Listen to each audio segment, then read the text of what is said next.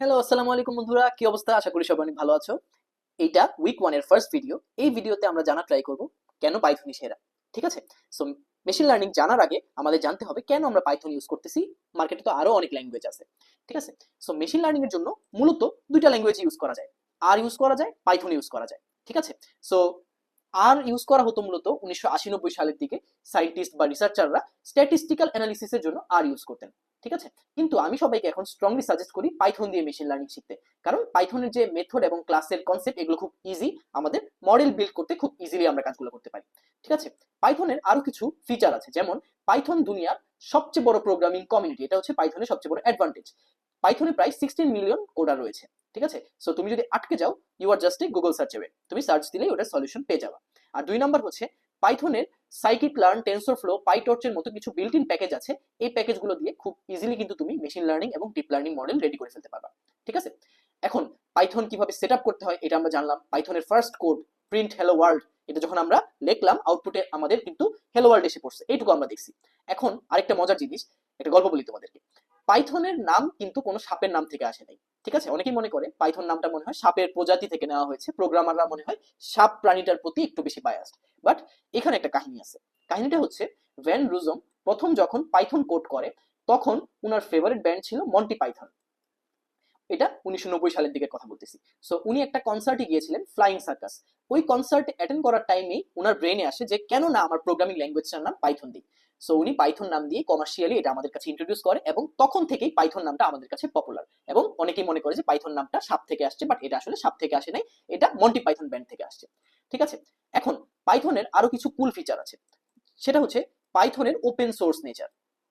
পাইথনের open source nature, open source বলতে কি বোঝায়? পাইথন লিখতে তোমার কোনো প্রকার টাকা দেওয়া লাগবে না, ইটস কমপ্লিটলি ফ্রি। তুমি স্ক্রিপ্ট দিয়ে পাইথনের যে কোনো একটা মডেল ডেভেলপ করতে পারবা। দ্বিতীয়ত, পাইথনের ক্রস প্ল্যাটফর্ম নেচার। পাইথনের ক্রস প্ল্যাটফর্ম নেচার অর্থাৎ পাইথন কোড তোমার কম্পিউটার, উইন্ডোজ হোক, ম্যাক হোক, লিনাক্স হোক, তুমি তোমার কম্পিউটারে রান করতে পারবা। এটা কোনো প্রকার প্রবলেম হবে না। আর তৃতীয়ত, পাইথনে রয়েছে অনেক টুলস এবং লাইব্রেরিজ। অনেক টুলস এবং লাইব্রেরিজ যেটা আমাদের কাজকে আরো অনেক বেশি সহজ করে দেয় এবং আমাদের ডেভেলপমেন্ট প্রসেসকে স্পিড আপ করতে আরো আমাদের অনেক হেল্প করে। তারপর আসি পাইথন ল্যাঙ্গুয়েজটা আসলে কি। So Python is a multipurpose high level programming language. এখন মাল্টিপারপাস বলতে কি বোঝানো হয়? পাইথন দিয়ে আমরা ওয়েব ডেভেলপমেন্টের কাজ করতে পারি, পাইথন দিয়ে আমরা রোবোটিক্স এর কাজ করতে পারি, পাইথন দিয়ে আমরা এআই মেশিন লার্নিং এর কাজ করতে পারি। সো এই জন্যই বলা হচ্ছে মাল্টিপারপাস। এখন হাই লেভেল ল্যাঙ্গুয়েজ দিয়ে আসলে কি বোঝানো হচ্ছে? অর্থাৎ আমাদের যে কম্পিউটার, তারা কিন্তু আমাদের মতো কথা বলে না বা আমাদের ভাষা বুঝে না, তাদের বাইনারি কোড করে তাদেরকে কথা বলতে হয়। সো লো লেভেল ল্যাঙ্গুয়েজ অর্থাৎ অ্যাসেম্বলি ল্যাঙ্গুয়েজ বা মেশিন ল্যাঙ্গুয়েজ, তারা কিন্তু এই যে মনে করো অনেক বাইনারি কোড একটার পর একটা কানেক্টেড করে কম্পিউটারকে বোঝায়, তখন কম্পিউটারের এটা বুঝতে অনেক ইজি হয়। সো 1950 সালের দিকে যে ল্যাঙ্গুয়েজগুলো বের হয়েছিল, অর্থাৎ যেটা হচ্ছে হার্ডওয়্যারের জন্য ইন্টারপ্রেট করা খুব ইজি, সেই ল্যাঙ্গুয়েজগুলোকে বলা হতো লো লেভেল ল্যাঙ্গুয়েজ।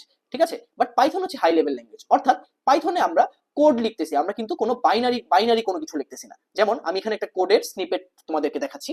অর্থাৎ আমি একটা রেক্টেঙ্গেলের এরিয়া বের করব, আমি ওই জন্য লেন্থ এবং ব্রেড দিয়ে দিয়েছি এবং দুইটা গুণ করে আমি জাস্ট এরিয়াটা প্রিন্ট করব এবং পরবর্তীতে সে কিন্তু আমাকে অ্যান্সার দিয়ে দিবে। তো এইটা লো লেভেলের সাথে হাই লেভেলের অনেক ডিফারেন্স। অর্থাৎ হাই লেভেলে আমাদের কোডগুলো লেখা কিন্তু অনেক ইজি। আরেকটা জিনিস, পাইথনের সিনট্যাক্স গুলো কিন্তু খুব ইজি। অর্থাৎ তুমি সি প্লাস প্লাস ল্যাঙ্গুয়েজ দিয়ে এই কোডটা লিখতে চাও, এই কোডে দেখবা যে একটু হিজিবিজি লাগতেছে। ঠিক আছে? এখানে ইন্টিজার ডিক্লেয়ার করা লাগে, ফ্লোট ডিক্লেয়ার করলে একরকম হয়ে যায়। বাট পাইথনের সিনট্যাক্স গুলো খুবই সিম্পল। অর্থাৎ মানে আমরা জিনিসগুলো দেখেই বুঝতে পারি যে এক্স্যাক্টলি এখানে কি কাজ করা হচ্ছে। আর ডাইনামিক স্ক্রিপ্টেড এই কথাটার মানে কি? দেখো, পাইথনে কিন্তু আমাদের ডেটা টাইপ সিলেক্ট করা লাগে না। অর্থাৎ আমি জাস্ট লেন বলে দিচ্ছি, এটা কি ইন্টিজার নাকি স্ট্রিং তাকে কিন্তু বলে দেওয়া লাগছে না।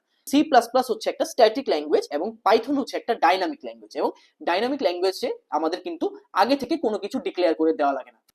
সো এই জন্যই মূলত কিন্তু আমরা পাইথন ইউজ করি। পাইথনের কোডগুলো অনেক ক্লিন, ইনটিউটিভ এবং ইজি টু রিড। আমাদের কোড করার উদ্দেশ্য কিন্তু নিজের বোঝানো, কোড করার উদ্দেশ্য হচ্ছে মানুষ যাতে আমাদের কোডটা দেখে বুঝতে পারে। ঠিক আছে? সো রিডেবিলিটি একটা খুবই ইম্পর্টেন্ট ফ্যাক্টর। অর্থাৎ তুমি কোনো সফটওয়্যার টিমে বা কোনো এআই কোম্পানিতে কিন্তু একা কাজ করবে না, তোমার সাথে আরো একটা টিম কাজ করবে। সো তোমার কোডটা যাতে ম্যানেজেবল হয় এবং সেটা যাতে অন্যজনের পড়ে বুঝতে সুবিধা হয় যে এক্স্যাক্টলি তুমি এই কোডটা দিয়ে কি ফাংশনালিটি অ্যাড করতে চেয়েছো। সো পাইথনের যে ইজি সিনট্যাক্স, এটা দিয়ে রিডেবিলিটি হয়। অর্থাৎ পাইথনের কোডগুলো খুব ওয়েল স্ট্রাকচার্ড এবং এটা দেখে একটা মানুষ খুব ইজিলি বুঝতে পারে যে এইখানে এক্স্যাক্টলি কি করা হয়েছে। সো এই জন্যই আমরা হাজারটা ল্যাঙ্গুয়েজ থাকা সত্ত্বেও আমরা পাইথনকে চয়েস করেছি মেশিন লার্নিং শেখার জন্য।